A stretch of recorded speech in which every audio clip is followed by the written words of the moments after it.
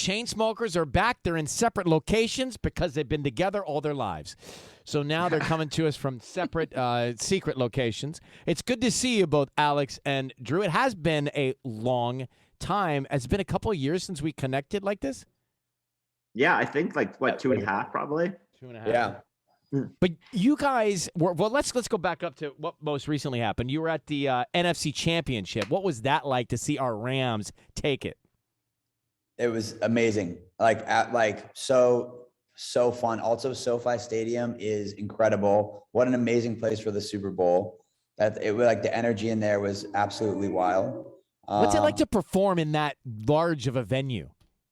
It's weird. It's not like anywhere else. You kind of just need to accept that too, and just go in there and understand that it's going to feel totally different, and really just focus on the stage and the band, and make sure it feels good down there, and then worry about the cameras picking the rest of the place up. And Alex, do you remember this massive hit you did for us and the Rams? I don't know if you remember this. That's charted all over the world. It's called Ram It. Ram It by the Chainsmokers. Yeah. I do remember that song. Ram it, just ram it. R-A-M. That spells ram. That spells ram it. Wow, the things you guys made us do for airplane. Hey, listen. Listen to this one. This is Elton John doing it. Do you know how to rhyme it? He did it. Oh, please just rhyme it. He gets good. Listen, he gets fired up. Rhyme it. We will be rocking in LA, so let's rhyme it today. Just rhyme it. We are gonna rhyme it. Just rhyme it. He went for it there. He dropped a couple of bombs on that. We really didn't need to hear the Elton John version of that. It was way better. We didn't need to know that existed after hearing ours. Hey, listen. Why am I seeing this billboard where you're apologizing, saying sorry the Chainsmokers are back? What is that all about, guys? Well, it's not like a true apology. It's like, sorry. You know what I mean? It's kind of like one of those things, like when you like steal someone's seat before they get there, and you're just like, it is what it is, But obviously, I think, it's just tied to the fact that, we've been gone for so long. And I think we acknowledge, like, we love the internet humor. There's a lot of like amazing, like internet meme culture around our brand. And we've always like enjoyed it and thought it was funny. And we wanted people to let you like kind of like take it and just be like, yeah, like we see what you guys did. We're going to like incorporate this into our plan. And it's nice to show people like, we get it. You know what I mean? We're in on this joke. You're in on the joke. Yeah, we're in on the joke, and it was really fun to do. I mean, it was really easy to put together because the internet really had a field day with us. So it was fun. Drew, what did you? I know you guys went to Hawaii for a little bit and sort of shut it down from the outside world. What happened there, Drew? We hung out and had fun and relaxed and listened to music and ate mushrooms and drank a lot of wine and do what you do in Hawaii. What inspires more lyrics? Which of those activities? I mean, they all work together. I mean, I think like lyrically, we just talking for hours and hours and getting all these things out and unloading. Like you really got to like kind of do some therapy to get, the songs some really good songs out, and it's really when you go in, and we've been in sessions where you wake up one day and you go to a studio and you try to just like come up with something on the spot with a writer that you might not know well, or sometimes it's just Alex and I, but really sitting there and like just talking for hours and hours, all of a sudden a song just falls out. It's right there. It's, you don't have to work and try to stitch things together. It's just the song's there. And you think that happened in a more unique way because you were detached a little bit from your regular circulation?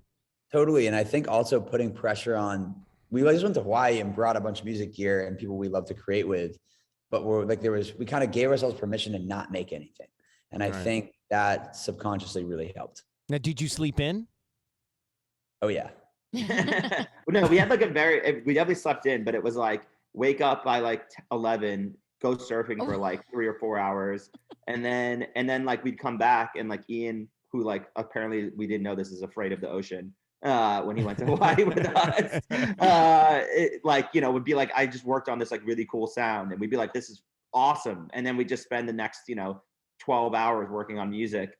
and like hanging out, drinking, having fun. So it was like this really fun like routine we got in. It is still so amazing to me, the most basic thing, this concept that comes out of thin air. Like that, there's nothing that exists before that exists, you know? Yeah, it's kind of crazy, right? Just like It's out crazy. of the ether.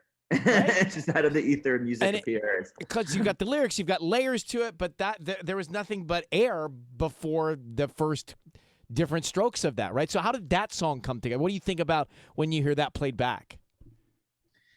I mean, we had so much fun making that song. When we started it, it was just like the hook and the guitar, and it was a lot slower. And Really? there was something like really special about it. And we're like, let's make this. It was funny. So this is one of the later songs we made. We had like basically made the entire album.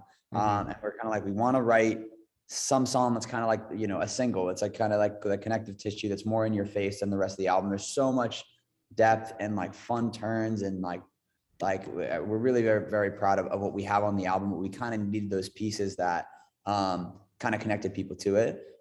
Which also we found out is like a really common thing that a lot of big artists that have turned in albums, like they've written their hit singles after, and who knows if this will be a hit, but like, I think there's something to be said with creating the album first. And, we wanted to make something that was splashy, fun in your face, that felt like present and new, but also kind of still feels really Chainsmokers and kind of has those nostalgic type heartbreak lyrics.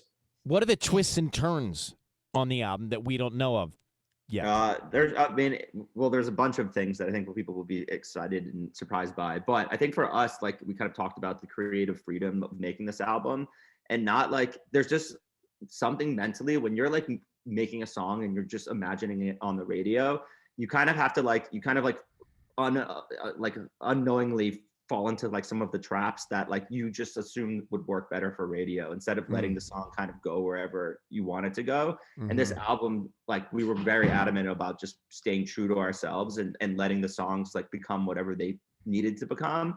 So all the songs, obviously, like, it's important to us to have like these really fun dance breaks on each song, but they like go on these like crazy journeys. Like there's this one song on the album that's just like the most insane start to finish sonic trip.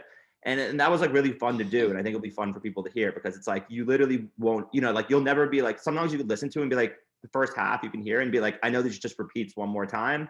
Then they do the bridge, and then there's probably that last section, whereas with these songs, like you really have to listen to start to finish, Right. because like it's going to go somewhere completely different you didn't expect. So what are the plans for your album? My notes say no date has been released yet. Is that right? Yeah, I mean, I think for us, like, it's kind of just a fluid situation about like how, when we release the first couple singles, and then, we'd love to get this out as soon as possible. We're so anxious to get people hearing this. I mean, I hope before summer, but, we're just continually making content and making like a better package for people to be delivered and enjoy it all. So, sooner the better for us, but how the labels go. Chainsmokers with us. Yes, we've heard about how they go. Drew, what does it feel like when it's finished? Does it ever feel finished, or do you say, okay, we got it, let's pack our bags, it's done? Is there a moment where it's clear? I mean, it's every time we finish, whether it's a record or an album, the label has to like pry it away from us. Mainly our manager has to pry it away from us. And You which just I think keep is working on it. too. It's a good thing too, because you do like when you separate yourself from it, you realize how much more complete it actually is than when you're still in it and you can still make changes. So I feel really good about this one though. There's one song that can have one more thing in it beside it. and you'll make sure to remind the label of that. Yeah, they're trying to push back on it, but whatever. Alex and Drew they're not rooming. They're in different, looks like maybe in cities right now, but they are coming back as the Chainsmokers with a wink and a nudge when they say they're sorry, a twinkle in their eye, and it's time to hear some new music. Look forward to seeing you guys in person. Great to catch up again. By the way, how many kids do you all have now? I feel like it's been too Sissany. How many kids you got now? I'm on my third. Let's go. Remember? So when I last saw you guys, we were at that Halloween party that was right by my house, and afterwards they were like, "Let's go back to your house for an after party," and I was like, "Oh no!" The twins were like 6 months old. I was like, "No." I'll never forgive you for that. She has 3. Yeah. I still have 0. How about you Oh my boys? God. How's your dog though? How's your dog? My dog, George is doing good. George is she's fulfilling every void. You know, I still got the same trainer, right? Thanks to you. Really? Are you still working out there? Kirsten's still the homie. Like, That's the dog trainer? Okay, I was Yeah. saying the trainer. No, because I'm not a Drew and I dog see each pound other guy, in the thank you. gym. yeah. Yeah, I'm like, wait. Both have a different trainer connection. Yeah, Yeah. we have trainer connections. One's a dog and one is a human. Yeah, Kirsten funny. is literally amazing with the animals. And is that a picture of your dog behind you? Oh, yeah, Alex? that's Mushu right there. Yeah. Aw. I love it. All right, boys, you take care. We'll see you soon. All right, take care, See ya. guys. Everybody- Bye. Thanks a lot.